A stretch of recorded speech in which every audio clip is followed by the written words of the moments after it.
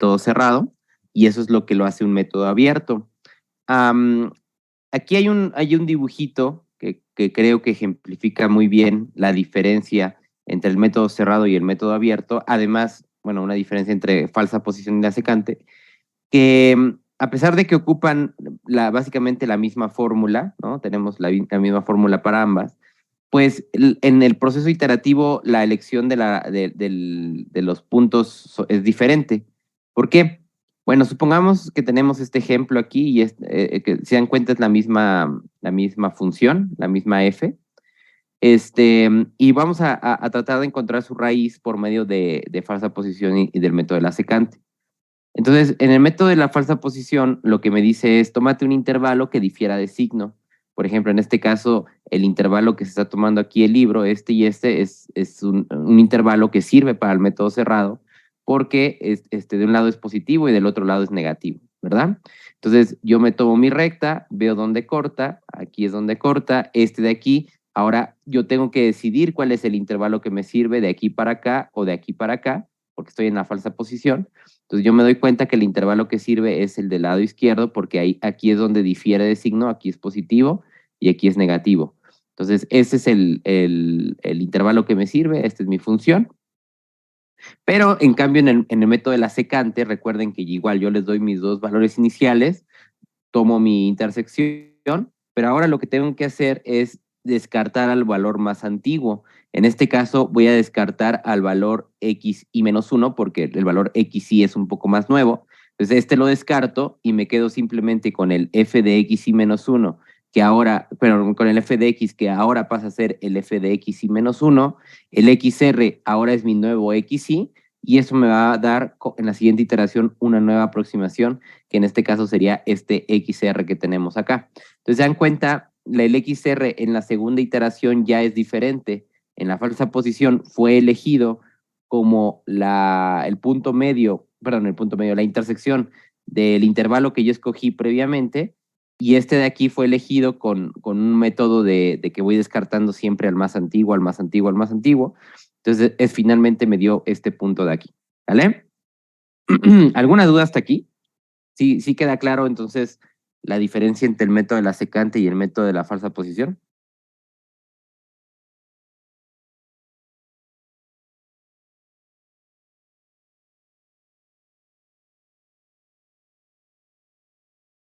¿Mm? Sí, ¿Sí? profe. Sí, ok. Sí, todo bien, profe. Vale. Entonces, ya nada más para concluir el método de la secante, también hay una modificación que podemos hacerle. Hay una manera de modificar el método de la secante. ¿Por qué?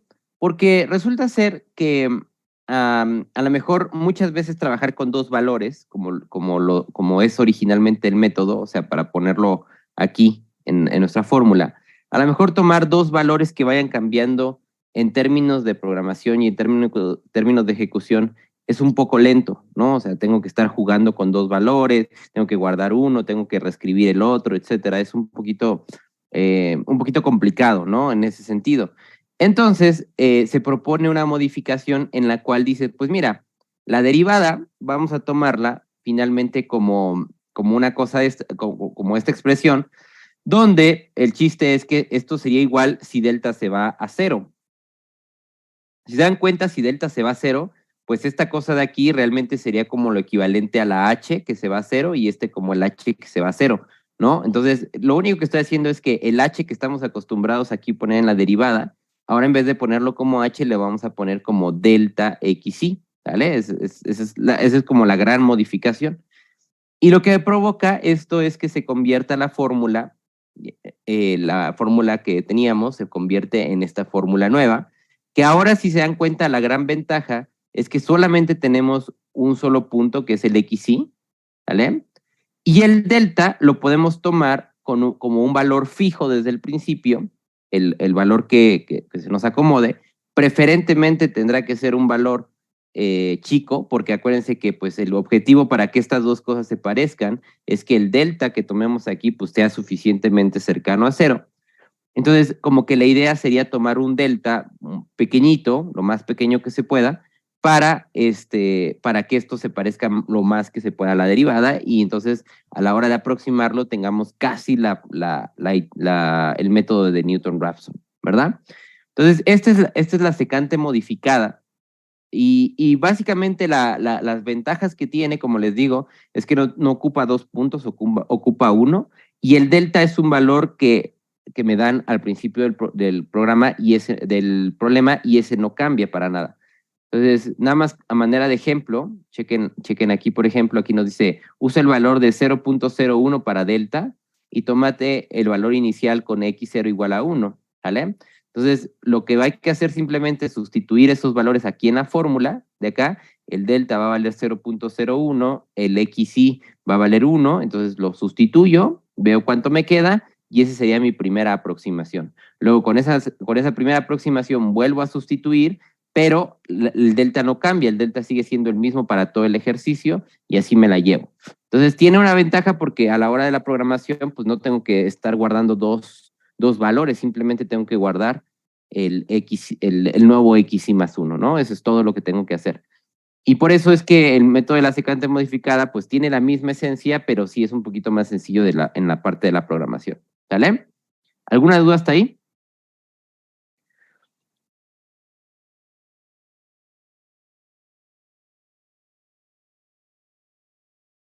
¿No? ¿Todo bien? No, todo bien, profe. Ok, listo. Entonces, hasta este momento, nada más como recapitulando, ¿cuáles son los programas que tienen que hacer? Igual los voy a subir en el claro. Tienen que hacer el epsilon de la máquina, ese es el primer programa. Tienen que hacer el programa de las derivadas, acuérdense, tiene que haber un menú donde le pregunta al usuario si quiere diferencias divididas hacia atrás, hacia adelante o centradas. Luego tenemos el método de la bisección, ¿vale? Método de falsa posición modificado, no necesito el normalito, ya vamos a modificarlo de una vez. Luego tenemos iteración de punto fijo, pero iteración de punto fijo ya les tiene que dar el despeje. Acuérdense que en iteración de punto fijo nosotros les damos, tiene que darse una ecuación x igual a g de x. Entonces nosotros tenemos que recibir g de x, ¿vale? Ya, o sea, no es así de que, pues la computadora va a despejar. No. O sea, el usuario ya tiene que dar su despeje que quiere iterar, ¿vale? Luego tenemos el método de Newton-Raphson y tenemos el método de la secante, ¿vale? Entonces, hasta ahorita van 7 programas que se necesitan. El método de la secante puede ser el modificado o puede ser el normal. Yo les recomiendo, bueno, si quieren vamos a ponernos de acuerdo, vamos a hacerlo con el modificado para que sea más sencilla la programación y no estar guardando 2 valores, ¿sale? Entonces, vamos a poner la secante modificada. Acuérdense, aquí lo que tiene que pasar es que el usuario nos tiene que dar el punto inicial y nos tiene que dar el delta, ¿verdad? Con el que vamos a estar aproximando las raíces, ¿vale? Entonces, son 7 programas hasta esta clase, hasta este momento, y esos 7 pues los van a ocupar para el examen, ¿vale? Bueno, ahora, unas consideraciones que vale la pena hacer para todos los métodos.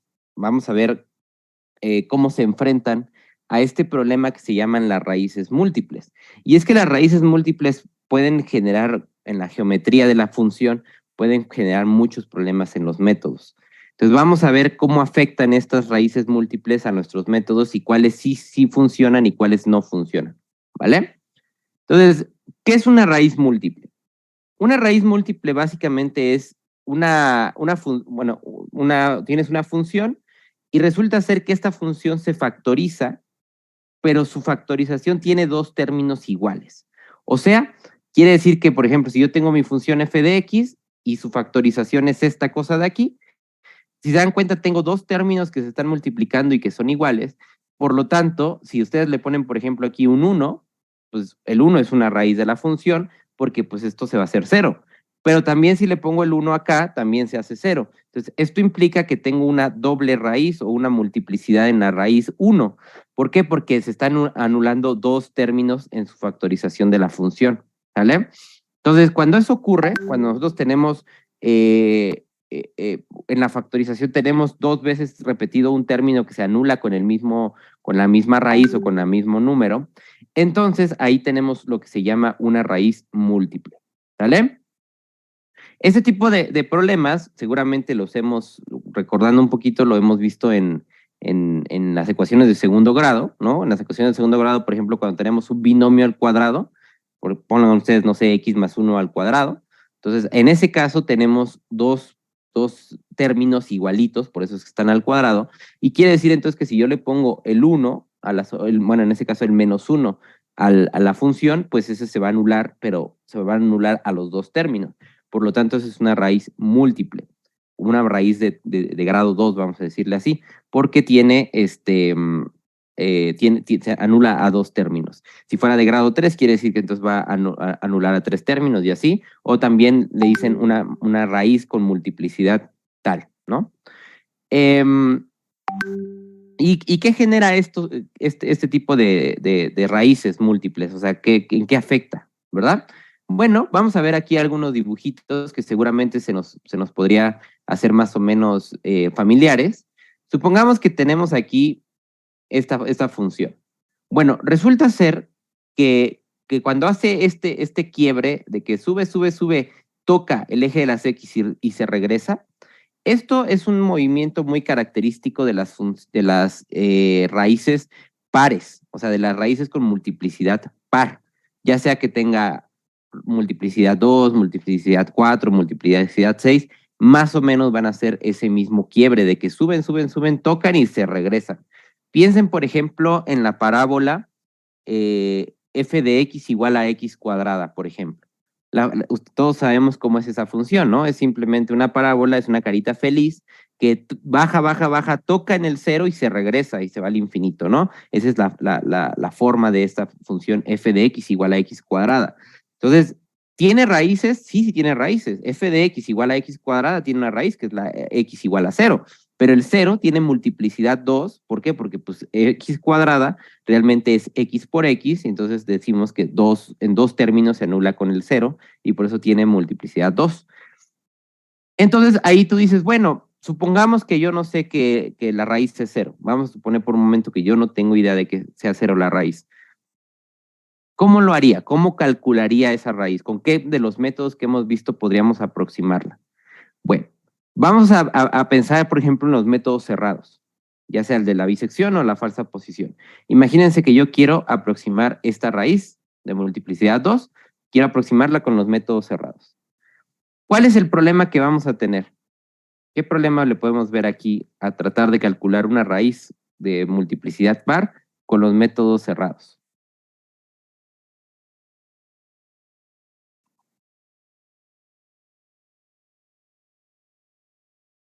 ¿Qué problema hay?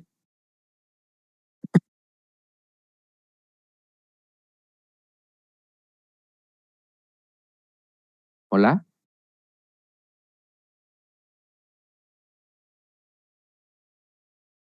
¿Hola?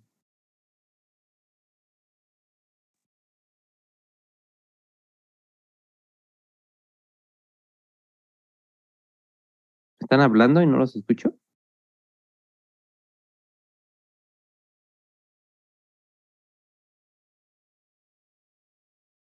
Ya estoy tratando de ver cuál sería el problema, profe. Ah, ok, piensa que te tratan de aproximar esta raíz, o sea, con la bisección o la falsa posición. ¿Habría problema o sí se podría sin mayor inconveniente? ¿Cómo ven?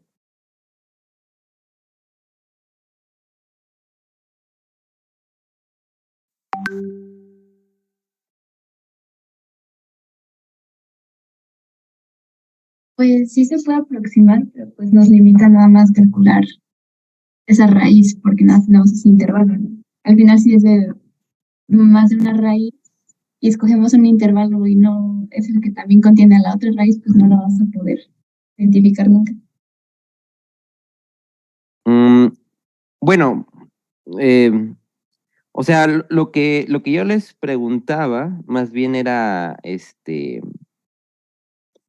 o sea, aquí en este dibujo particularmente, pues sí, tenemos dos raíces, ¿no? El 1 y el 3. Pero yo me refiero en general, o sea, A ver, voy a rayar acá tantito. O sea, tómense la función f de x igual a x cuadrada, esa, la fácil, ¿no? O sea, ya sabemos que esta cosa va a ser va a ser así, ¿no? O sea, tú tienes esto, lo dibujas y baja y sube. Aquí toca, ¿no? Ahí esa es su raíz. Yo sé que en x igual a cero, pues esto es su raíz, ¿no? Pero es x igual a cero tiene raíz múltiple porque anula dos términos, anula este y anula este. Pero a ver, ¿cuál es el problema? Supongamos que yo no sé qué es x igual a cero. Vamos a pensar que no sé nada, no sé que eso lo anula. ¿Cómo le hago para aproximar esta raíz? Por ejemplo, con la bisección. ¿Qué tendría que hacer?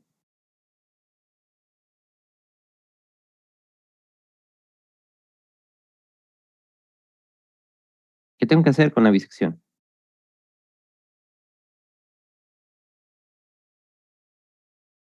Elegir un intervalo y ver si cambia de positivo a negativo, ¿no? Ah, ok. Eso es lo primero que tengo que hacer. Entonces, denme un intervalo donde difiera de signo.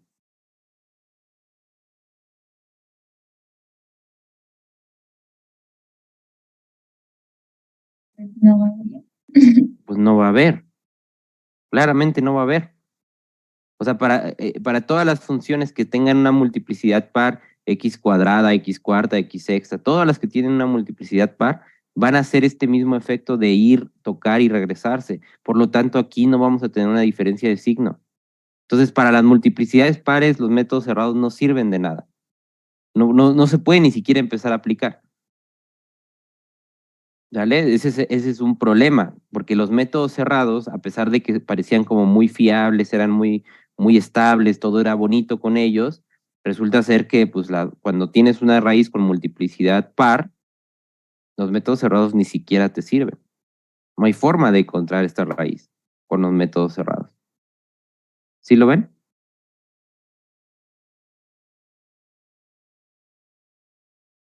Sí, ¿Sí? profe. Entonces, la conclusión aquí sería que cuando tienes multiplicidad par, los métodos cerrados no sirven. Ahora, si tienes multiplicidad impar, algo, o sea, algo así, pues nosotros ya sabemos cómo es esta función, ¿no? O sea, esta función, ah,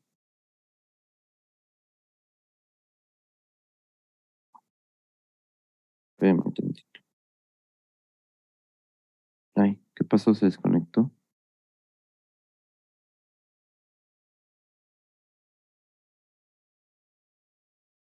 Ya. Con este caso, ¿no?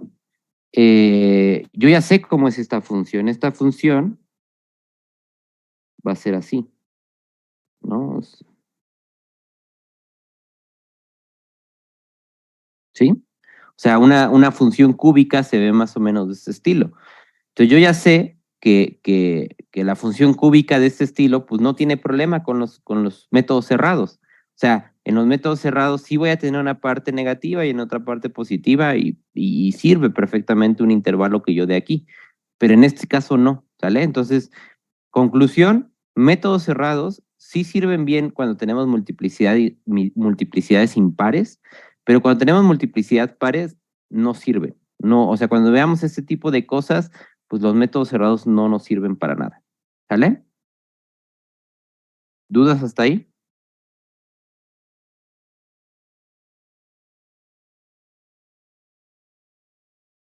¿No? Bien. Por ejemplo, ¿y los métodos abiertos, qué onda? ¿Los métodos abiertos sirven o no sirven? Regresando para acá. ¿Nos va a servir los métodos abiertos o no nos van a servir? A ver, empecemos, por ejemplo, con el de con iteración de punto fijo. ¿Nos sirve o no nos sirve?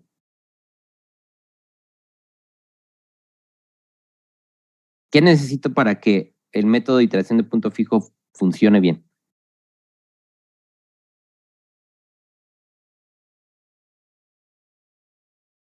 ¿Mm? Que su primer derivada no sea cercana a cero. No. Al contrario, ¿no? O sea, en iteración de punto fijo yo lo que quiero es que tengamos derivadas muy pequeñas, ¿no? Quiero que su derivada sea en valor absoluto menor a 1. Esa era la condición para que funcione, ¿no? Entonces, en este caso, pues yo tengo que proponer un despeje que me haga que mi función pues este, sea menor en valor absoluto su derivada ser menor a 1, ¿no? Entonces, pues no sé, a lo mejor podemos pensar, ok, pues tienes esta función, la única despeje que a mí se me ocurre, fácil, sería, por ejemplo, acuérdense que tenemos que dejar una X de un lado, entonces del otro lado tendríamos que dejar, o sea, del otro lado tenemos un 0, X cuadrada igual a 0, pues es que el problema es que si despejes ahí, como eso está muy fácil, pues no hay problema. Bueno, no sé, hay que hacer así como un truquito de que X cuadrada más X igual a X para que realmente, pues para que tengamos ese despeje, porque yo sé que de aquí si la despejamos ya sabemos que es 0, ¿no? Pues es porque está muy fácil el problema. Pero en general, acuérdense que tiene que ser de esta manera de que X igualado a otra cosa, ¿no? Entonces, esta cosa es la que tengo que procurar que tenga derivada menor a 1, ¿no? En valor absoluto. O sea, el despeje que yo haga tiene que ser menor a 1. Y aquí, pues seguramente viendo esto, la derivada es ¿cuánto? La derivada es 2x más 1, por ejemplo. Y el detalle aquí está en que para que funcione, pues tendría que ser, esta x tendría que como que ir eliminando al 1. De alguna manera tendría que ser como una x negativa, ¿verdad? Y que sea, no sé, por ejemplo, una cosa así como de 1 menos 1 sobre 16, algo así, podría funcionar, porque eso va a hacer que esto te quede en valor absoluto menor a 1. Pero al final, o sea, iteración de punto fijo creo que no tiene problema siempre y cuando hagamos un despeje adecuado. Entonces, digamos que iteración de punto fijo es invariante, voy a decirlo así, ante multiplicidad de raíces, no importa, o sea, iteración de punto fijo, él no se ve afectado, pero acordémonos que depende totalmente del despeje que hagamos, o sea, desde el principio ya sabíamos que iteración de punto fijo depende totalmente del despeje. Si no hacemos el despeje adecuado, iteración de punto fijo pues no va a funcionar. Entonces, aquí las multiplicidades con respecto a iteración de punto fijo no se van a ver afectadas, ¿sale? ¿Qué onda con Newton-Raphson, por ejemplo? Bueno, Newton-Raphson, ese para que vean, sí va a tener un problema grave. ¿Por qué? Pues porque simplemente, si se dan cuenta, los puntos cuando yo me voy acercando a la raíz tienen derivadas cercanas a 0, ¿no? Y ya vimos que Newton-Raphson se muere justamente cuando tenemos derivadas cercanas a 0. Se empieza a volver muy inestable el método. De tal manera que puede llegar el punto en el que se indetermine de tal forma, ¿no? O sea, se podría indeterminar esta cosa. Entonces, desafortunadamente, pues, Newton-Raphson, pues, cuando tenemos multiplicidades, no es tan bueno, ¿no? Aquí en este caso podríamos intentarlo, ¿no? Podemos a lo mejor darle un punto inicial de 1, por ejemplo, y vemos qué va pasando. Seguramente se va aproximando bien, bien, bien, y de repente se puede volver loco. Si le pegamos del otro lado o cualquier cosa que llegue a suceder, puede suceder cosas muy extrañas. Entonces, Newton-Raphson también no es bueno cuando tenemos este tipo de multiplicidades porque puede llegar a morirse. Y en el caso impar, que se ven de este estilo, pasa exactamente lo mismo. Es que cuando yo me voy aproximando aquí, este es un punto silla y yo sé que los puntos silla también tienen derivada igual a 0, entonces ya sabemos que aquí también se va a volver loco Newton-Raphson y corre ese riesgo de que se empiece a hacer loquito por aquí. Entonces, por esa razón, Newton-Raphson no es la mejor alternativa cuando se trata de una función que podría tener multiplicidad par o impar. En ese caso, los dos van a tener problemas porque alrededor de la raíz tenemos derivadas cercanas a 0. Entonces, ahí podemos tener algunos problemas. Sin embargo, existe una modificación de Newton-Raphson, que ahorita la vamos a ver, ahorita platicamos acerca de ella, que me va a permitir atacar este problema de la multiplicidad de raíces, ¿vale? Me va a permitir cambiar un poquito mi fórmula original para que ya la derivada, aunque sea cercana a cero, ya no importe tanto. Ahorita vamos a ver la fórmula. Luego tenemos el método de la secante. El método de la secante, acuérdense que también en este tipo de casos va a tener problemas. ¿Por qué? Porque acuérdense que el método de la secante requiere 2 puntos. Si de pura mala suerte resulta ser que estos 2 puntos, digamos, yo pongo el -1 y pongo el 1, yo los evalúo y trazo su recta, si se dan cuenta ahí la recta es paralela al eje X y no lo va a cortar, no va a cortar al eje X y no voy a tener aproximación siguiente. O sea, se va a indeterminar la fórmula de la secante. Entonces, cuando tenemos multiplicidades par con la secante, pues sí corremos un alto riesgo de que esta cosa se vuelva loca, incluso en que se indetermine. Entonces, el método de la secante en este caso tampoco es muy óptimo usarlo, ya no es bueno. Ahora, en este caso de aquí, pues si se dan cuenta, cuando yo empiece a tomar mis valores, pues como que no va a haber mucho problema, ¿no? O sea, no va a haber estas indeterminaciones porque no tenemos, de los dos lados no tenemos cosas pares, por así decir, no tenemos dos cosas iguales arriba. Entonces, eso permite que el método de la secante pudiera llegar a funcionar correctamente, ¿vale? Obviamente que cuando estemos muy cerquita de acá de las raíces y nuestras aproximaciones empiezan a ser muy cercanas aquí, pues otra vez vamos a tener el riesgo de una indeterminación, porque al final los valores de aquí y los valores de acá son muy cercanos, son muy parecidos. Entonces podemos empezar a tener cosas muy extrañas. Pero fuera de eso, digamos, las primeras iteraciones del método de la secante no deberían de tener ningún problema con multiplicidad impar. ¿Sale? ¿Alguna duda hasta ahí?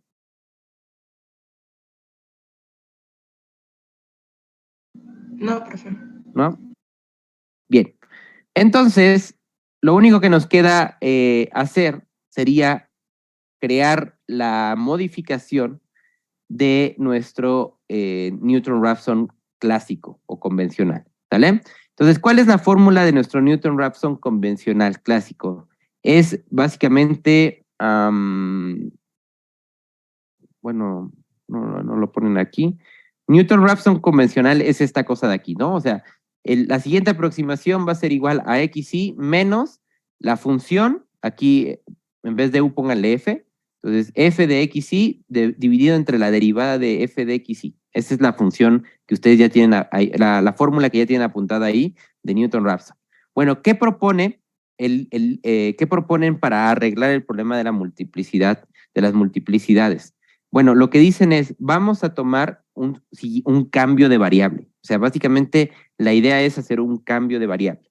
El cambio de variable que se van a tomar es que u de x va a ser igual a f de x dividido entre f' de x, ¿sale? Esa va a ser nuestra u.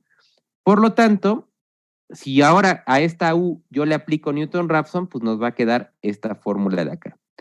Ahora, dense cuenta de lo siguiente. Si ustedes tienen una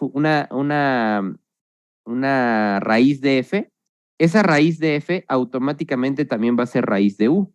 ¿Por qué? Porque pues si aquí le pones un número que te anule lo de arriba, pues automáticamente te va a anular también u, ¿vale? O sea, esta cosa se anula con esta.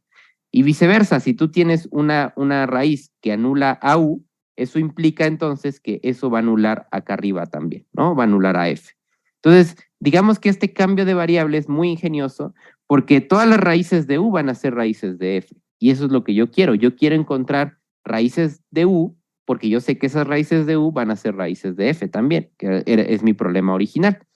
Entonces, aplicando este cambio de variable en la fórmula de Newton-Raphson nos queda de esta manera, y regresando a la variable original, como sabemos que u', aquí vamos a ocupar u', es esta cosa de aquí por la regla del cociente de la derivada, entonces lo que vamos a hacer simplemente es sustituir todo por f's, y al final la modificación de Newton-Raphson queda de esta manera. O sea, esta ya digamos es la fórmula modificada de Newton-Raphson, sobre todo para raíces múltiples.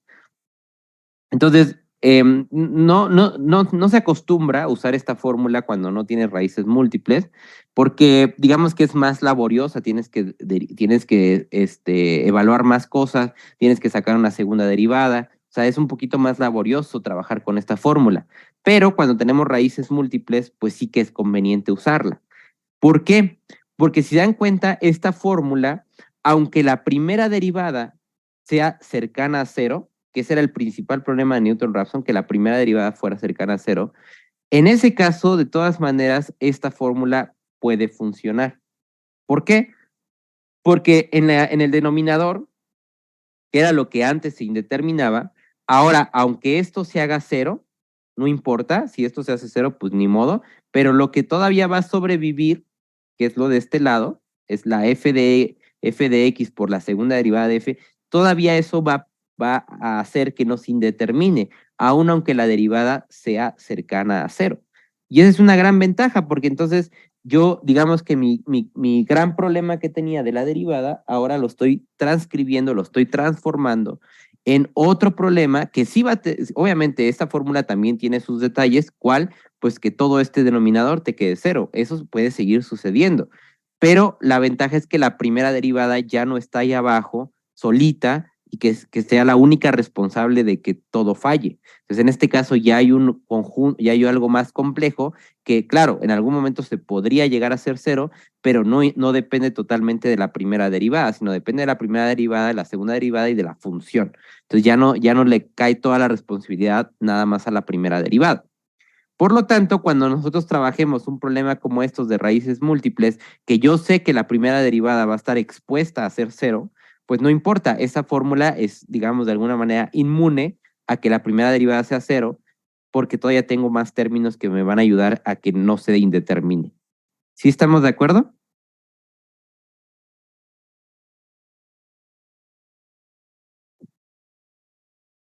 ¿Dudas? No, profe. ¿No? Entonces, pues esa es la gran ventaja. Esa es la gran ventaja de esta modificación. Es un poco más lenta, puede ser más lenta, ¿no? Aquí nos proponen, por ejemplo, esta función de acá, creo que era la función x cúbica menos 5x cuadrada más 7x, creo que es la función que están proponiendo ahí, no sé. Pero el punto es que así justo menos más 7x menos 3, esa es la función que proponen, sacan la primera derivada, ¿verdad? Esa es la función, esto es Newton-Raphson sin modificar, nada más es así. Ya con la modificación, la fórmula ahora queda de esta manera. Si se dan cuenta, pues sí cambió drásticamente la manera en que se planteó, o sea, ya hay más cosas, hay más operaciones, tuve que derivar 2 veces, o sea, sí se hizo más extenso la fórmula y es más laboriosa.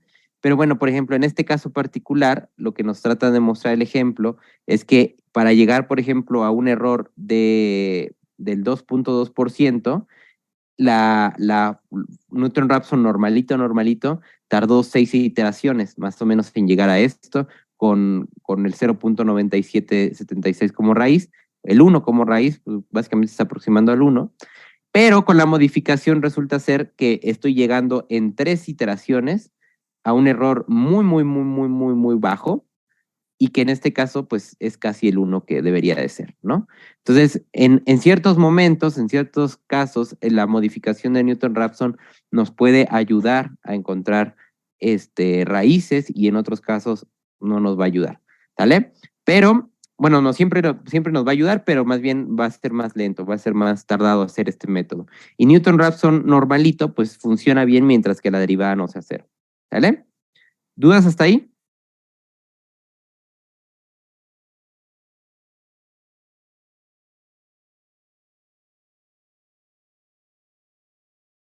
¿No?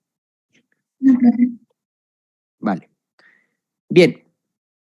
Antes de pasar al tema de los polinomios, que es un tema que al final de cuentas los polinomios también son funciones, ¿no? Las podemos entender como funciones, podemos trabajarlo con cualquiera de los métodos abiertos o cerrados. Antes de pasar a ese tema, que es un poquito extenso también, me gustaría que estos mismos métodos que hemos visto, aplicarlos a los sistemas de ecuaciones no lineales.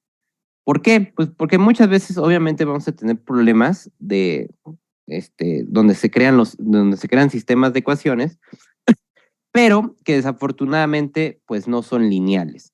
Cuando son lineales está más o menos bonita la cosa porque pues ya tomamos nuestro curso de álgebra lineal donde pues tenemos un montón de métodos para resolverlo, ¿no? Newton-Raphson, Gauss-Jordan, eliminación gaussiana, método de Cramer, o sea, hay muchas formas de resolver sistemas de ecuaciones lineales. Pero cuando no son lineales, pues, la cosa cambia, la cosa se complica un poco más. ¿A qué me refiero con un sistema de ecuación no lineal? O sea, son sistemas o son ecuaciones que van a tener algún exponente, o van a tener las variables multiplicadas, o van a tener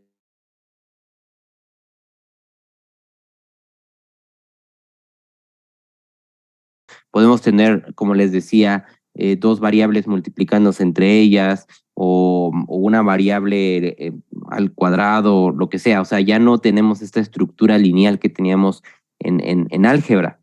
Y eso pues provoca que pues, los métodos que vimos en álgebra lineal pues ya no sirvan, ¿no? Y a veces pues puede ser que con el método de sustitución, ¿no? Que consiste en despejar una de las variables, una de las incógnitas y sustituirlo en la otra, podría ser que funcionara. Pero la verdad es que en la mayoría de los casos eso no funciona, ¿no? No sé si ustedes recuerden, por ejemplo, también en el curso de cálculo multivariable, hay un tema que se llaman los multiplicadores de Lagrange, ¿no? Entonces, en los multiplicadores de Lagrange, lo que ustedes hacían era tratar de encontrar máximos y mínimos de una función mediante estos operadores, ¿no? Y lo que pasaba es que normalmente el sistema que quedaba al final, durante el proceso de los multiplicadores de Lagrange, lo que sucedía es que te quedaban sistemas de ecuaciones que eran no lineales. Incluso el mismo Stewart menciona que ahí en el libro que pues a veces eso pueden ser sistemas fáciles y a veces pueden ser sistemas bastante complicados donde tengamos que aplicar un poquito de álgebra ahí media rara, con truquitos que nos ayuden a resolver el problema. Y eso pues provoca obviamente que no siempre tengamos la solución de un sistema de ecuaciones no lineales, o sea, no existe como un método así bien establecido como en los sistemas de ecuaciones lineales. Pero no quiere decir que no podamos aproximarnos a la solución. Otra vez, acuérdense que todo este curso es tratar de aproximarme a la solución. Entonces, sí existe una manera, de hecho, les voy a mostrar dos métodos donde podemos aproximarnos de manera recursiva, de manera iterativa a nuestras soluciones, ¿sale? Con un error, pues sí, vamos a tener probablemente un error porque es una aproximación, pero pues el chiste es que tengamos un valor cercano a lo que nos gustaría, ¿sale? Entonces, sale. Les voy a poner un ejemplito, vamos a poner un ejemplito acá para que lo vean. Dice el libro, propónganse que una de las ecuaciones es x cuadrada más xy igual a 10 y la otra ecuación es y igual a 3x cuadrada igual a 57, ¿vale? Entonces tenemos dos ecuaciones. ¿Qué es lo que me están pidiendo? Dices, a ver, ¿qué tiene que ver esto de las ecuaciones con las raíces? Porque al final el tema que hemos estado viendo es tú me das una función y tú quieres entonces encontrar un valor que cuando tú lo sustituyes te da 0. Eso es lo que estamos buscando. Bueno, entonces visto así, esto lo podemos definir una función. En este caso, si se dan cuenta, lo que hago es igualarlo a 0, paso el 10 restando, y eso me genera una función, pero ahora es una función multivariable.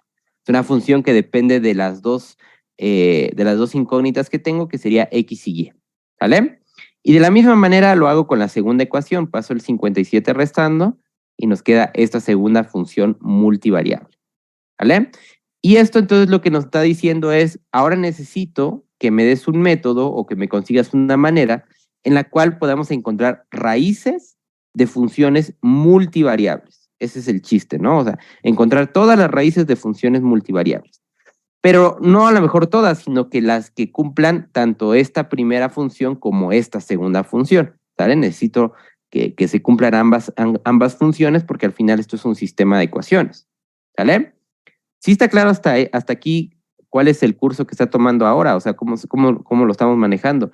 De pasar de una función de una variable donde queríamos encontrar las raíces, ahora, para resolver un sistema de ecuaciones no lineales, el objetivo o el chiste es encontrar raíces de funciones multivariables, ¿verdad? De tal manera que las raíces que consideramos coincidan en ambas funciones. ¿Sí estamos de acuerdo? Sí, profe. Ujú. Geométricamente, ¿cómo se ve el problema? Pues geométricamente, básicamente, lo que nos está pidiendo es, yo quiero, acuérdense que esta función multivariable yo la puedo dibujar en el espacio, entonces yo quiero encontrar los puntos X y Y que cuando los evalúe me quede cero. O sea, que básicamente los lugares donde corta con el plano XY, donde corta con el piso. Esos pueden ser muchos, claro, pues es que si esta es como una sábana, pues obviamente que puede ser que en muchos lugares toque con el piso, con el plano XY. Igual que esta, ¿no? Esta también. Pero yo lo que necesito es no solamente que corte con el eje, con el plano XY, sino que además esta y esta se intersecten, ¿no? O sea, quiero encontrar el lugar donde ambas tocan al piso del espacio y quiero encontrar esas coordenadas X y Y. ¿Sí estamos de acuerdo? Eso es digamos, el problema geométrico. Bien, ¿cuáles son los dos métodos que nos pueden ayudar para resolver este tipo de problemas? Bueno, tenemos nuevamente iteración de punto fijo. O sea, como que es una extensión del que ya vimos, y la idea es súper, súper sencilla, igual que como lo hicimos en iteración de punto fijo. Es muy sencilla la idea, pero hay que encontrar el despeje adecuado. ¿En qué consiste iteración de punto fijo? Bien, de las dos ecuaciones que yo tengo, en una de ellas voy a despejar la incógnita X y de otra voy a despejar la Y. Pero ese despeje, acuérdense que tiene que ser así, despeje entre comillas, sino, o sea, lo único que yo quiero realmente es dejar una X de un lado y todo lo del otro lado puede seguir dependiendo de X, no importa, pero el chiste es dejar una X solita de un lado y del otro lado, pues lo que tenga que quedar, X y Y, es lo que sea, ¿no? Por ejemplo, en la U de aquí tenemos dos opciones de despeje. Por ejemplo, tenemos la opción de dejar a esta X de aquí, la que está acompañando a la Y, dejar a esa X solita, que sería básicamente pasar el 10 sumando, el X cuadrada restando y el Y dividiendo. Esa es una manera. O la otra es despejar la X cuadrada, que básicamente sería pasar el 10 sumando y este de aquí restando y luego sacarle la raíz a eso y ya tendrías tu X despejada, ¿no? Entre comillas. Y de la segunda ecuación vamos a despejar a Y, ¿sale? Entonces, por ejemplo, aquí también tengo dos opciones. Tengo la opción de simplemente todo esto pasarlo restando y ya tengo a mi Y de un lado, o tengo la opción de despejar la Y cuadrada, que eso implicaría pasar el 57 sumando, pasar la Y restando, pasar el 3X dividiendo y luego sacarle la raíz a eso, ¿no? O sea, tengo esos dos despejes. O podría, por ejemplo, despejar de la primera ecuación a la Y y de la segunda ecuación a la X, viceversa. O sea, al final yo puedo elegir de qué ecuación despejar qué cosa. ¿Sí estamos de acuerdo hasta ahí? Es un poquito como el método de la sustitución, ¿no? Que vimos en la prepa y en álgebra, donde simplemente pues digo, bueno, voy a despejar una de las incógnitas, ¿no? Y acá también le voy a despejar otra de las incógnitas, ¿no? Y lo que voy a hacer ahora es, como lo hace iteración de punto fijo, es le voy a dar unos valores iniciales a X y a Y, ¿vale? Entonces le doy sus valores iniciales y eso yo lo evalúo en mi función y eso me va a dar una nueva aproximación en X. Esa nueva aproximación en X yo la sustituyo en la segunda ecuación con el valor de Y que tengo originalmente y me va a dar un nuevo valor de Y. Y así consecutivamente, o sea, es la misma idea de iteración de punto fijo, nada más que ahora vamos a ir alternando dos ecuaciones. Vamos a ver el ejemplo y ahorita hacemos uno nosotros, ¿vale? Para practicar. Entonces, dice, de las ecuaciones que tenemos acá arriba, ¿qué despejes tenemos como probables? Bueno, uno de ellos fue el que les comenté, por ejemplo, de aquí, de la primera ecuación, yo quiero despejar una X, tengo la opción de despejar la X que está aquí solita, la que no tiene al cuadrado, entonces pasamos el 10 sumando, pasamos el X cuadrada restando y el Y dividiendo, y nos queda esta fórmula de acá. Luego de la segunda voy a despejar a la Y, puedo despejar a esta, puedo despejar a esta. Lo más fácil posiblemente es despejar esta de aquí, entonces voy a pasar el 57 sumando y este restando y me queda esta segunda fórmula. ¿Sale? Ya que estoy aquí, entonces voy a usar mis valores iniciales. Para eso, pues el problema me tiene que dar los valores iniciales o yo los propongo. Entonces, mis valores iniciales aquí, según el problema, van a ser 1.5 para X y para Y 3.5. Son mis dos valores iniciales. Lo sustituyo, entonces le voy a poner 1.5 aquí y 3.5 acá, y eso me va a dar un nuevo valor de x y más 1. Entonces sustituyo 1.5, 3.5, hago mi cálculo y me queda 2.21429. Ese va a ser mi nuevo valor de x, ¿vale? Ese de ahí. Luego me voy a la segunda ecuación, a la de y este nuevo valor que yo acabo de calcular lo sustituye en la x, ya no voy a ocupar el valor viejito, siempre voy a ocupar el valor más nuevo que tenga en el momento. Entonces, este valor más nuevo que tengo en el momento le pongo aquí en la x, y como todavía no tengo ningún valor para y, pues ni modo, me voy a tomar el valor antiguo de y, que era 3.5, lo sustituyo, y eso me va a quedar un valor de y que es menos 24.37516, ¿vale? Después, ¿qué hago? Vuelvo a iterar, digo, ok, el valor, voy a calcular un nuevo valor de x. Para eso voy a ocupar los dos nuevos valores que ya tengo, estos de aquí, los sustituyo en mi fórmula, y eso me da un nuevo valor de x que es menos 0.20910. Luego, con este nuevo valor y el valor más nuevo que tengo de y, voy y lo sustituyo en la fórmula de y me queda 429.709. O sea, esa es la idea de este método. Acuérdense, yo te doy dos valores iniciales, los sustituyo en la primera fórmula, eso me da un nuevo valor, los dos nuevos valores, los valores más nuevos que tenga, los sustituyo en la siguiente ecuación y así me la llevo, ¿vale? En este caso particular de este ejemplo, nos está diciendo que este despeje que hicimos no nos va a funcionar. ¿Por qué? Porque en la segunda iteración nosotros ya tenemos un valor de x que es igual a esto y un valor de y que se salió de control porque ya está en el 429, cuando las raíces reales de mi problema aquí nos dice que es 2 y 3. Entonces, obviamente que esto no pinta bien, esto ya se ve que va a diverger, se va a diverger al infinito, esto ya no está funcionando. Si sacamos los errores, obviamente que pues, el error es abismal, ¿no? Es grandísimo nuestro error, entonces no nos funcionó. ¿Sale? Lo que pasó, ¿qué fue? ¿O cuál fue el problema? Pues básicamente el despeje. Así como lo hicimos en iteración de punto fijo de una sola variable, aquí el principal problema es otra vez el despeje. Ahorita vamos a ver una característica o qué condición tiene que cumplir el despeje para tener una cierta tranquilidad de que funcione. Pero en este caso, para este despeje y para estos valores, no funcionó, empezó a crecer demasiado nuestras iteraciones y seguramente pues no van a ningún lado, ¿vale? Entonces, la otra opción es despejar usar el otro despeje. El otro despeje, como les había dicho, sería despejar la x cuadrada. Entonces, es pasar el 10 sumando, pasar este restando y sacarle la raíz cuadrada. Acuérdense que en la raíz cuadrada nosotros tenemos la oportunidad de escoger dos signos, ¿no? El más y menos. Entonces, dependiendo de cuál es la que nos permita acercarnos más y que no se indetermine, ese es el que ocupamos. Y para la y también tenemos otro despeje. Por ejemplo, tenemos el despeje de la y cuadrada, ¿no? Entonces sería pasar este sumando, restando, 3x dividiendo, sacamos la raíz. Ahora, puede ser que mezclemos los despejes. Puede ser que aquí a lo mejor nada más decida despejar el x cuadrada y aquí sigo despejando la misma y que ya había usado antes. O puede ser que aquí despeje la y cuadrada y aquí siga usando la misma x que ya había usado antes. O sea, al final hay muchas combinaciones que podemos hacer.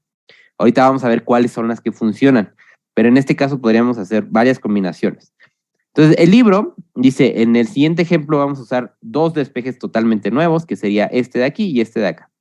Y empezamos a iterar con los mismos puntos iniciales. Entonces, con los mismos puntos iniciales, acuérdense que los valores iniciales que nos dieron fue x igual a 1.5 y y igual a 3.5. Sustituimos acá en nuestra nueva fórmula. X nos queda esto, Y nos queda esto, X nos queda esto, Y nos queda esto. Y parece ser que si sigo haciéndolo, parece ser que sí va aproximándose a las raíces reales. Entonces, este despeje es el correcto, este despeje sí funcionó, pero ¿qué condición es el que tiene que cumplir? Entonces, para que funcione. Bueno, resulta ser que la condición para que funcione es esta. Tiene que suceder que la suma de las derivadas parciales en valor absoluto, tanto en X como en Y, tienen que ser menor a 1. Esa es la condición. ¿En qué se justifica? Básicamente la justificación es súper parecida a la que vimos en el caso de una variable, nada más que aquí tenemos que usar la serie de Taylor de varias variables, ¿no? Que al final de cuentas necesita de derivadas parciales y todo ese rollo. Entonces, es lo análogo. Si se dan cuenta, en el caso de una variable dependíamos de la primera derivada, que fuera menor en valor absoluto a 1. En este caso dependo de las derivadas parciales sumadas, que en valor absoluto me den menor a 1, y también en y, ¿no? Entonces, es una condición todavía más fuerte que la que ya teníamos en nuestro caso de una variable. Aquí tenemos todavía está más restrictivo todavía el problema. Si nosotros nos acercamos y vemos esta cosa de aquí, los dos despejes que tenemos acá, pues como tenemos raíces, sabemos que las raíces van a hacer que los valores de las derivadas sean muy pequeños. Entonces, digamos que siempre hay que inclinarnos por sacar raíces cuadradas. Esos es los mejores consejos que hay para iteración de punto fijo, es encontrar los despejes que tengan las raíces, porque eso va a hacer que nuestras derivadas no sean tan grandes. ¿Sale?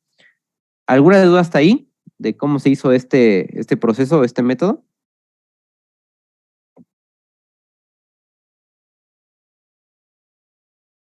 No, todo bien, profe. ¿No? Bien. Entonces, vamos a hacer una participación. ¿Cómo funcionan las participaciones en virtual?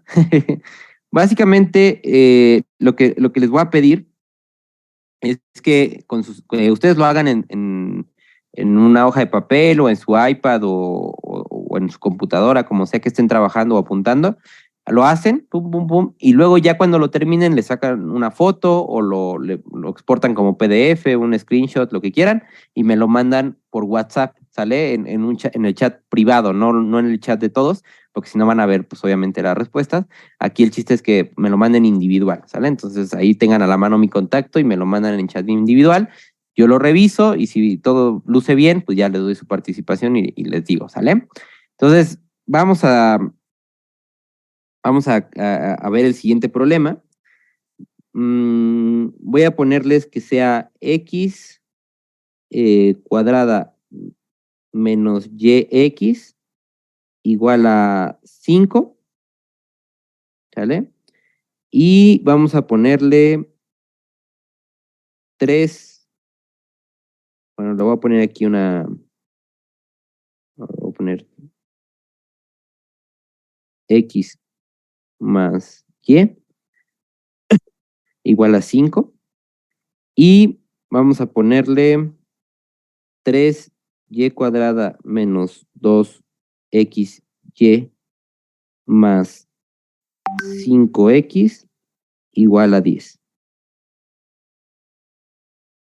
¿Sale? A ver, vamos a ver si estas dos tienen solución. Tómense los valores iniciales, vamos a tomarlos. Es más, los valores iniciales ustedes escójanlos, ¿no? Escoger valores iniciales.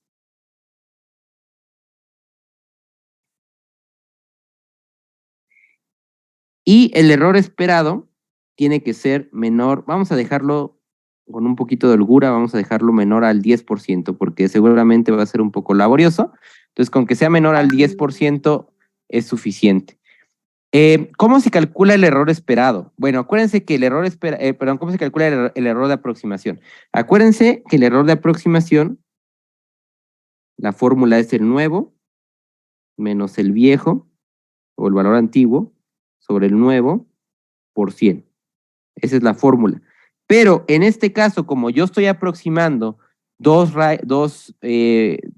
variables, bueno, dos incógnitas al mismo tiempo, entonces yo tengo que calcular dos errores de aproximación. Tengo que calcular el error de aproximación de X y tengo que calcular el error de aproximación de Y.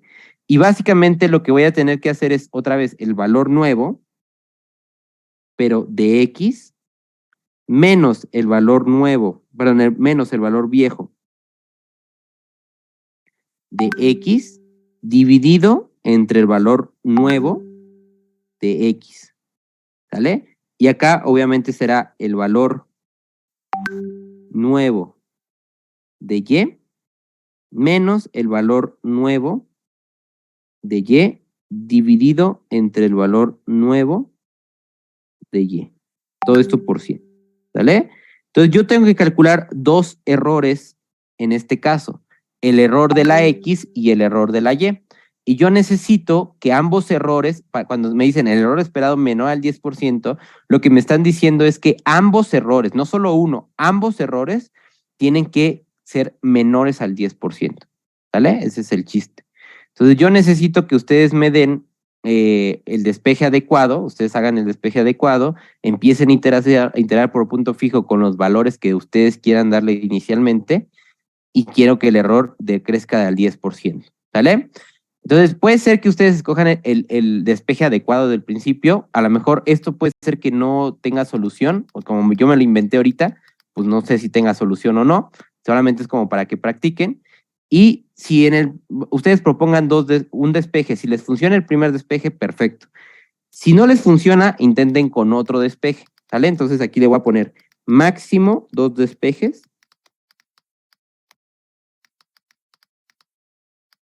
Y vamos a ponerle 4 iteraciones cada despeje. ¿Qué quiere decir esto? Quiere decir que ustedes despejen, por ejemplo, aquí dicen, yo voy a despejar esta X de aquí y esta Y de acá. Pum, pum, despejan y empiezan a iterar. Si a las 4 iteraciones no lograron bajar el 10%, ni modo, ahí me detengo y voy a probar otro despeje. Si con el segundo despeje, después de 4 iteraciones, no logré bajar al 10%, ahí se acabó el ejercicio, me lo mandan y yo lo reviso.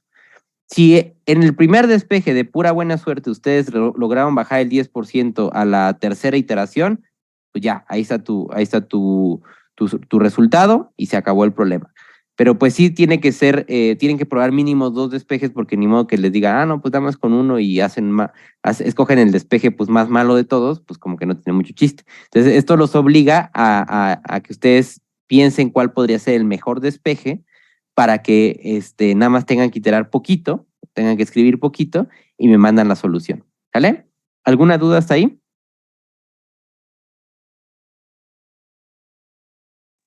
No, profe. ¿No? Tal. Vamos a dar unos, pues como está un poquito largo el problema, vamos a dar a la media, ¿sale? Vamos a dar unos 25 minutos a las 12:30 y lo checamos, ¿sale?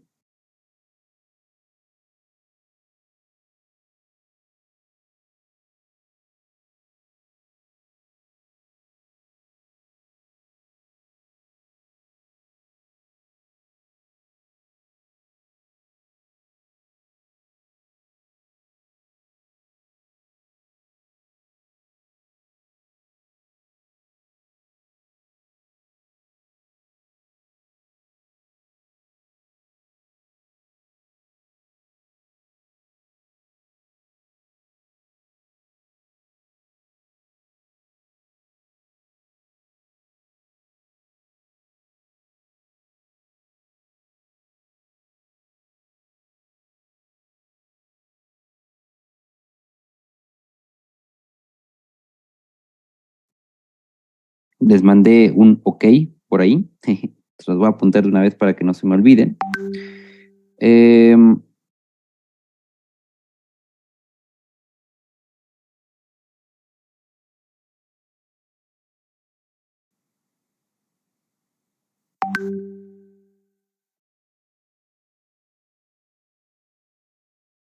Fue Cristian,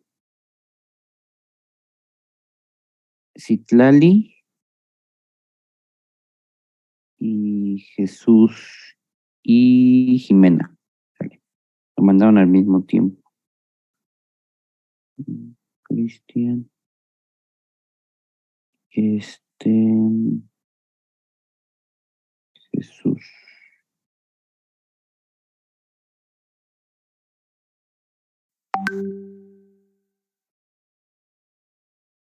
Jesús, ¿eres Jesús Emilio?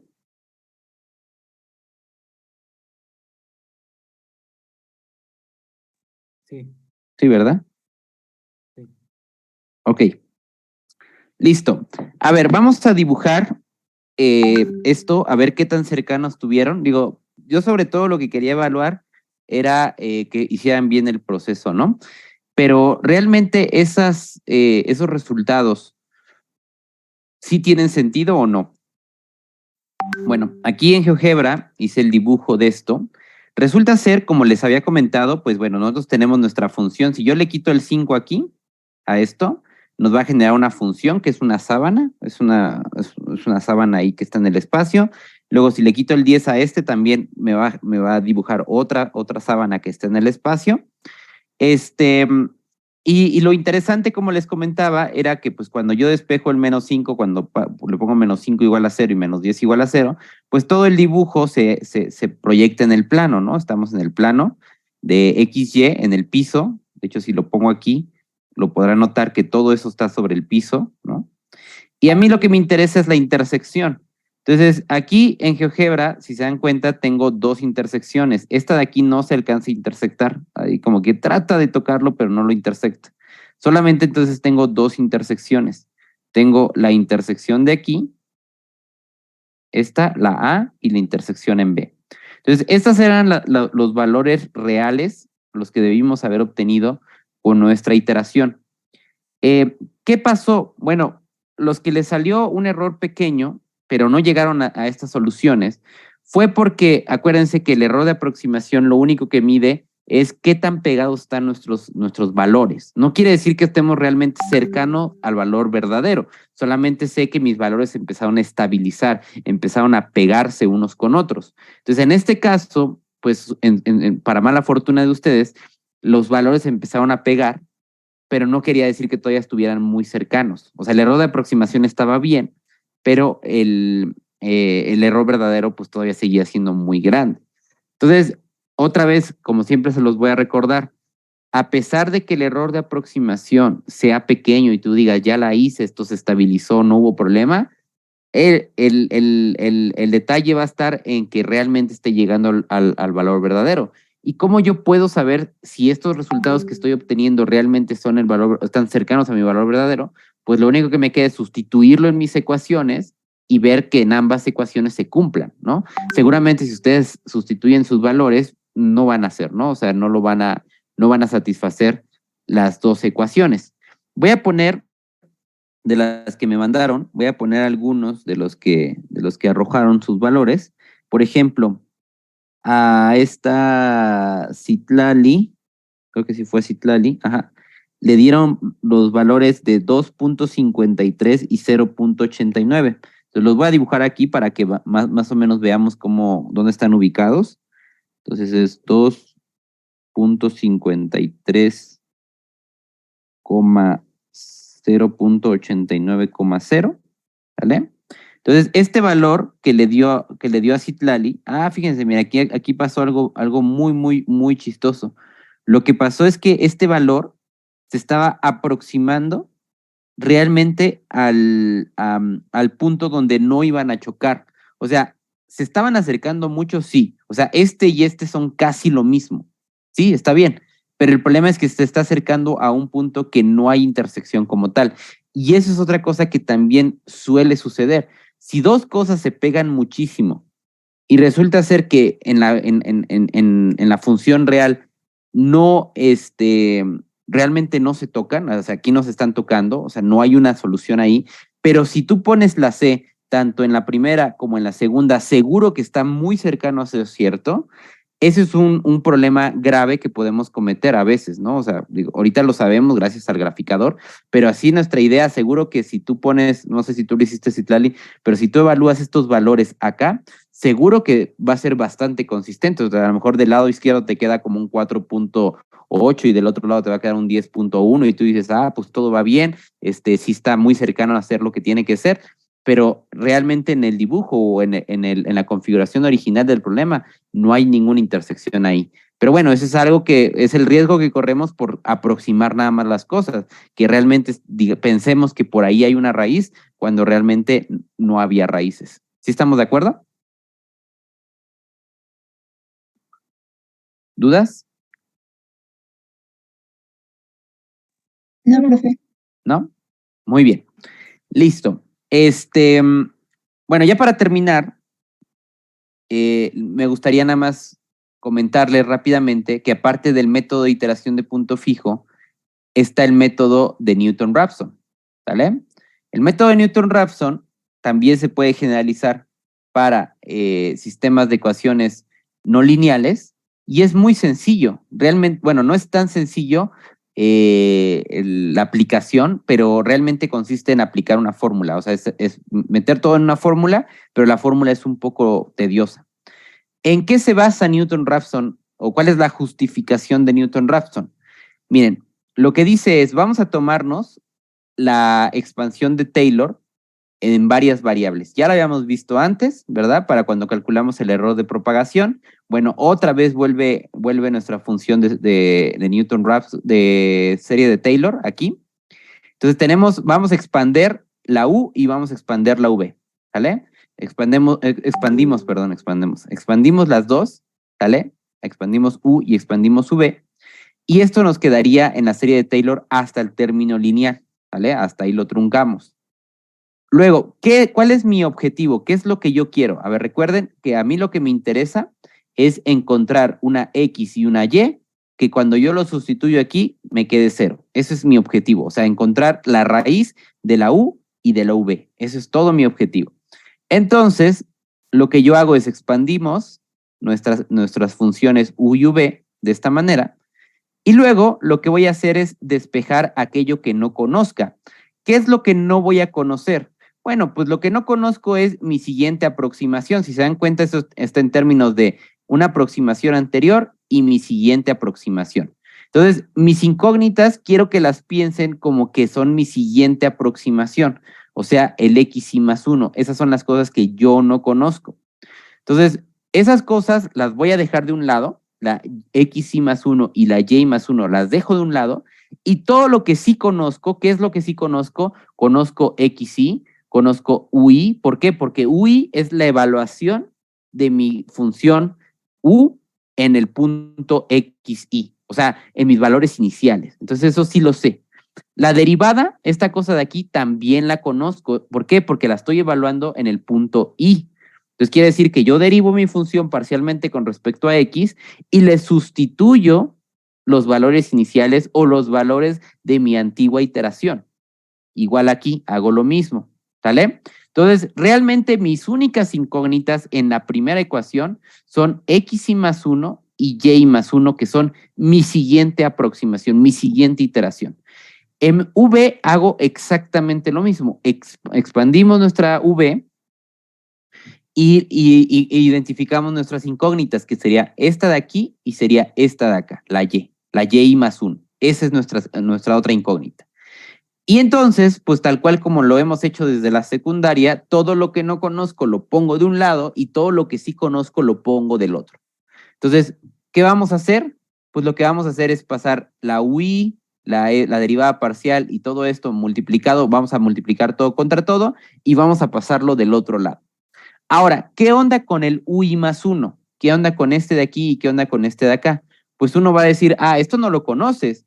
¿Por qué? Porque tú tienes que evaluar la U en tu siguiente aproximación. Pero si tu siguiente aproximación no la conoces, pues por lo tanto, este de aquí y este de acá tampoco no la conoces. Pero aquí es cuando entra pues un truco clave.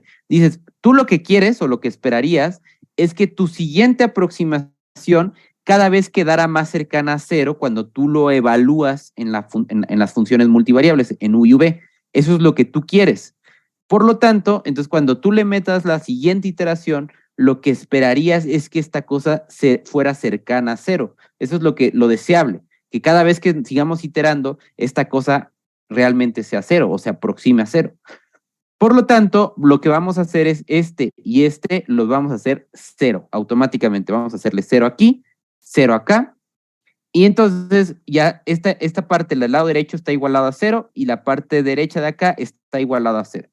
Entonces, ahora sí pasamos todo lo que no conozco de un lado, todo lo que sí conozco lo dejo del otro y me va a quedar esta expresión de aquí. Si se dan cuenta, lo que hice nada más fue, o lo que hice el libro fue multiplicar este por este de aquí como no lo conozco, lo vamos a dejar del lado derecho, y este por este, como sí lo conozco, lo paso del otro lado, y es cuando me queda esta parte de aquí, ¿no? El UI sí lo conozco, pero lo voy a pasar del otro lado, entonces pasa restando. El Y más 1 no lo conozco, entonces cuando multiplico este por este lo dejo de este lado y me queda esta expresión. Y este por este, como tiene el signo negativo y sí lo conozco, lo paso del otro lado y pasa sumando. Entonces simplemente es igualar esto a 0, o sea, este y este se hacen 0. multiplico todo contra todo y todos los i más 1 los dejo de un lado y todos los que depende de i lo paso del otro. Y me queda esta expresión de aquí. Y lo padre que está sucediendo aquí y que vamos a ver en el segundo parcial nuevamente es que a esto se le llama linealizar un sistema de ecuaciones. ¿Por qué linealizar un sistema de ecuaciones? Porque de haber tenido un sistema que se comportaba de esta manera, que si se dan cuenta tenemos x cuadradas, tenemos x por y así, estamos logrando pasar a un nuevo sistema de ecuaciones, este de aquí, donde nuestras incógnitas son las xy más 1 y y más 1, pero este nuevo sistema de ecuaciones ya es un sistema de ecuaciones lineales. ¿Por qué? Pues si se dan cuenta, las x y las y más 1, que son mis incógnitas, no están multiplicadas entre ellas, no tienen exponentes, no tienen un exponencial, no tienen un seno, nada. Son ecuaciones lineales. Esta cosa de aquí, la derivada parcial evaluada en UI, en XY, esta función ya la conozco, no es una incógnita. ¿Por qué? Porque es la evaluación de mis valores anteriores o mis valores iniciales en la derivada parcial de U. Ese sí lo conozco. Ese también lo conozco. Y todo lo de este lado también. Entonces realmente podemos pensar que este es un numerito por la x más 1 más otro numerito por la y más 1 igualado a un numerito.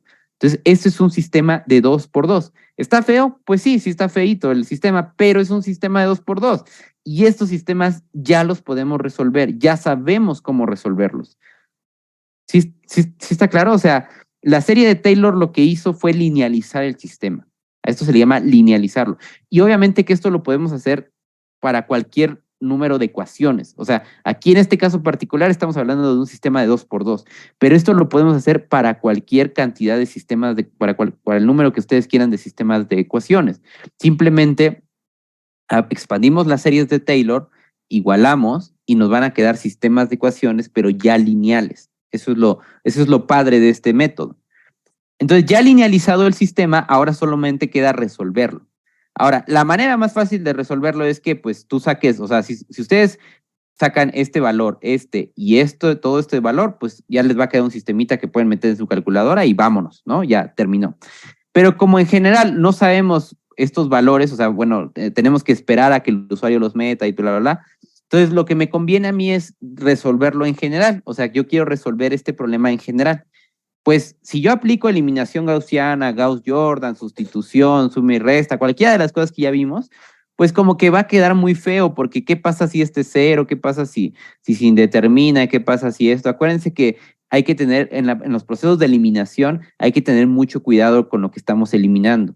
Entonces, la forma más sencilla de resolver este sistema, y siempre lo ha sido, cuando se trata de este tipo de expresiones tan largas y tan feas, lo más conveniente es aplicar la regla de Cramer. O sea, la regla de Cramer para eso es. Al principio, pues, digamos, en la práctica es muy tediosa porque tienes que calcular determinantes y todo ese rollo. Entonces es más fácil por cualquier otro método, sí cierto, pero cuando es en la parte teórica, cuando como es aquí que no tenemos los valores, la regla de Cramer es lo que mejor funciona. Entonces le aplicamos la regla de Cramer a nuestro sistema de ecuaciones lineal y por la regla de Cramer sabemos que va a ser ¿qué?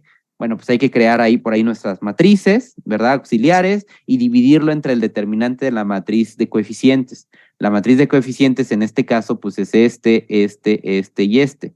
Entonces, el determinante de esta matriz es este por este menos este por este y nos queda esto que nos queda en el denominador. Y la parte de arriba, acuérdense que se crea con el determinante de las matrices auxiliares, ¿vale? No voy a hacer las matrices auxiliares, pero con eso se crea. Y finalmente nos queda que xy más 1 es todo esto y y más 1 es todo esto. Al denominador, a esta parte de aquí, regularmente en la teoría, digamos, en la teoría matemática, se le conoce como el jacobiano, que básicamente es el determinante de la matriz de derivadas parciales, ¿vale? Si se dan cuenta, la matriz de coeficientes de aquí es justamente la matriz de derivadas parciales. Entonces, a ese se le conoce, al determinante de la matriz de las derivadas parciales, se le conoce como el jacobiano. Entonces, lo que tenemos aquí abajo es el jacobiano, que se aplica para muchas cosas de cálculo multivariable, ecuaciones diferenciales, o sea, es algo muy, muy utilizado el jacobiano. Entonces aquí vuelve a aparecer, eso es lo padre, o sea, el jacobiano reaparece aquí. Y entonces el proceso recursivo va con estas dos fórmulas. Yo les dije que eran fórmulas muy feas, pero son estas fórmulas. Entonces, ¿en qué consiste? Básicamente yo te doy un valor inicial, ¿no? Y ese valor inicial lo meto en esta fórmula. Pum, pum, pum. Hay que evaluar, hay que sacar todas las derivadas parciales, hay que evaluarlas, hay que poner todos los valores que me piden aquí y eso me va a dar el valor de x más 1. Todo este rollo nada más es para calcular el siguiente valor de x más 1. Con ese nuevo valor, ¿qué voy a hacer? Lo voy a sustituir en la fórmula de abajo, le pongo el valor de y, sustituyo, pum, pum, pum, pum, hago mis cálculos y me va a quedar el nuevo valor de y. Y vuelve a ser muy parecido a la iteración de punto fijo. O sea, aquí este nuevo valor y el más nuevo valor de x lo vuelvo a sustituir aquí, me vuelve a dar un valor de x y más 1, esos dos nuevos valores los sustituyo aquí, los pongo acá, los dos nuevos valores los pongo aquí y así consecutivamente.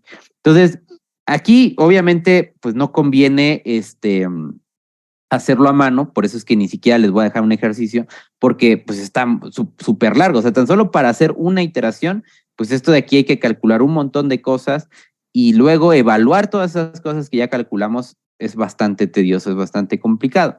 Entonces, no lo vamos a hacer a mano, pero lo importante es que entiendan cómo se hace, ¿no? Más que la teoría de acá, digo, esto lo vamos a retomar más adelante, cuando veamos sistemas de ecuaciones lineales, sistemas de ecuaciones no lineales en el segundo parcial, lo vamos a retomar más a detalle, pero aquí lo importante es que sepan que con dos valores iniciales yo sustituyo aquí, me da un nuevo valor de x y más 1, con este nuevo valor y el valor único que tengo de y, lo sustituyo aquí, eso me da un nuevo valor de y luego esos dos nuevos valores los sustituyo acá y así como lo hicieron en esta participación de iteración de punto fijo, va a ser lo mismo. Solamente que aquí nos están diciendo que la fórmula no es la que yo quiera despejar, sino es esta y está un poquito más laboriosa, ¿sale?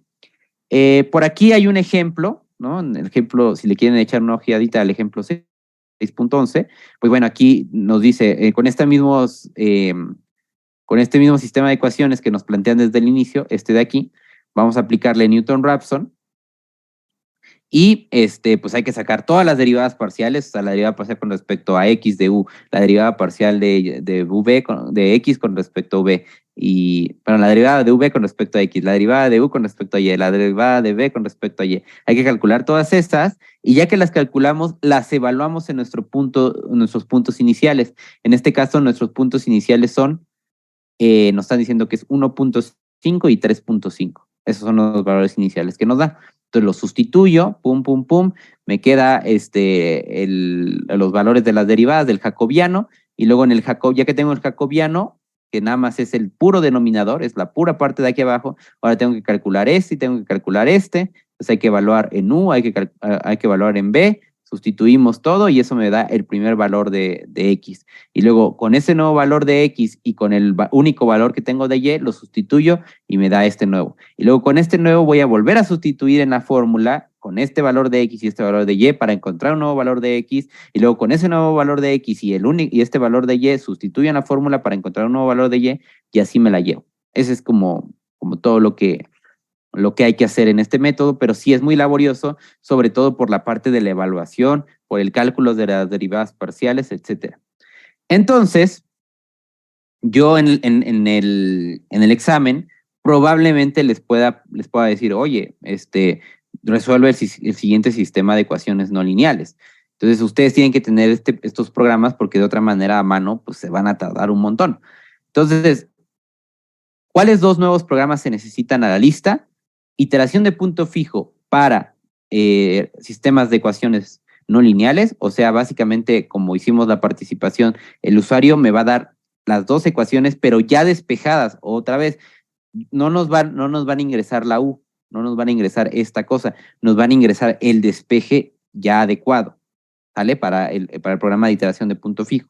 Y para el programa de Newton-Raphson, lo que sí le voy a pedir al usuario va a ser esta expresión, y yo le tengo que pedir a MATLAB que necesito que MATLAB me calcule el jacobiano, o sea, esta cosa de aquí. Incluso pueden buscar en internet si ya existe una función jacobiano, o sea, ya nada más, si no existe, ni modo, van a tener que derivar parcialmente, le van a tener que decir a MATLAB, derímame parcialmente, y luego, ahora sí calculo el jacobiano, ¿sale?